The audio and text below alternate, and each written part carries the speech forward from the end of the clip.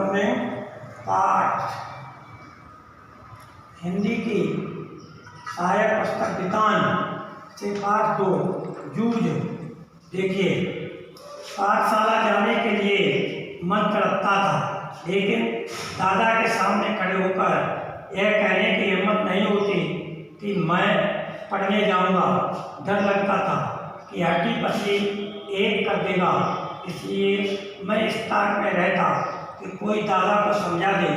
मुझे इसका विश्वास था कि जन्म भर खेत में काम करते रहने पर भी हाथ कुछ नहीं लगेगा। जो बाबा के समय था वह दादा के समय नहीं रहा। यह खेती हमें गड्ढे में धकेल रही है। पढ़ जाऊंगा तो नौकरी लग जाएगी, 4 पैसे हाथ में रहेंगे, बिठूरा आड़ा की तरह कुछ धंधा कारोबार किया जा सकेगा। अंदर ही अंदर इस तरह के विचार चलते रहते हैं। दिवाली बीत जाने पर महीना भर ईख पेरने का कोलू चलाना होता।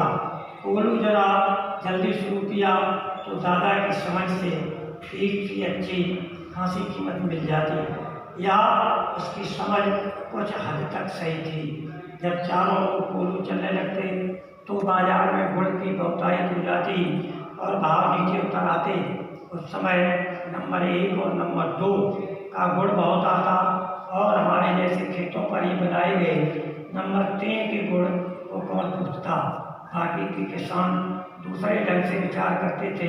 उनका मत था कि यदि ईख को और कुछ दिन खेत में खड़ी रहने दिया गया तो गुड़ जरा ज़्यादा निकलता है। देर तक खड़ी रहने वाली ईख के रस में पानी की मात्रा कम हो जाती है और रस गाढ़ा हो जाता है, जिसके कारण गुड़ निकलता ज़्यादा निकलता है। लेकिन दादा की समझ में गुड़ ज़्यादा निकलने की अपेक्षा भाव ज़्यादा मिलना चाहिए, इसलिए सारे गांव भर में हमारा कोलू सबसे पहले शुरू होता था।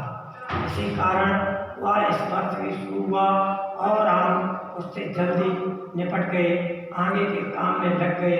सभी जन धूप में लेटे हुए थे। माँ धूप में कंडे थाप रही थी। मैं बाल्टी में पानी भर भर कर उसे दे रहा था। कुछ ना कुछ बातचीत भी कर रहे थे। हम दोनों ही थे, इसलिए यह सोचकर कि माँ से कहनी चाहिए और मैंने अपने पढ़ने की बात छोड़ दी। माँ ने कहा, अब तू ही बता, मैं क्या करूँ? पढ़ने लिखने की बात की तो वह परहेला सुअर की तरह गुर्राता है। तुझे मालूम है, माँ के मन में जंगली सुअर बहुत गहराई में बैठा हुआ था। प्रश्नोत्तर देखिए। बच्चे को यह भय क्यों था कि दादा हड्डी पसली एक कर देगा? उत्तर में उसको पता हो गया था कि दादा घर के बच्चों की पढ़ाई के सख्त खिलाफ है। उसके विचार से पढ़कर बच्चे ऊंचे और निकम्मे हो जाते हैं। प्रश्न नंबर 2, बच्चा क्या सोचता था? बच्चा सोचता था कि खेत में काम करने से गुजर बसर होनी दिनानुदिन कठिन होती जाएगी। अब समय बदल रहा है, पढ़ लिख जाएगा तो नौकरी मिलेगी और दादा वाले इस संयुक्त परिवार का अच्छी तरह भरण पोषण हो जाएगा।